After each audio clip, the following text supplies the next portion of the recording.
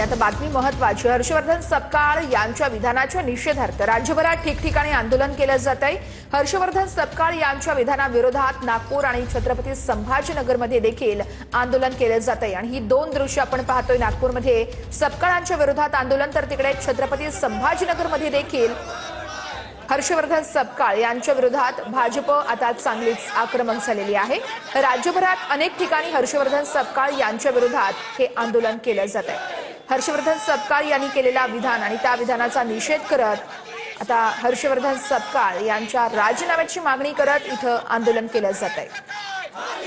नागपूर आणि छत्रपती संभाजीनगरमधील ही दोन दृश्य आपण पाहतोय।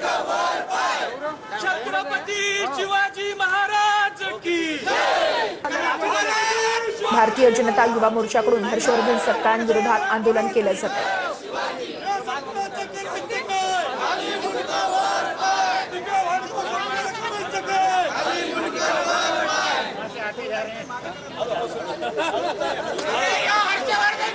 करू देणार नाही। आम्ही छत्रपतींचे मावळे आहोत। शिवजयंती या टिपू सुलतानला जोडे मारून, तुम्हाला जोडे मारून आम्ही करू, हे ध्यानात ठेवा। संजय सर, हिंदी में दीजिए।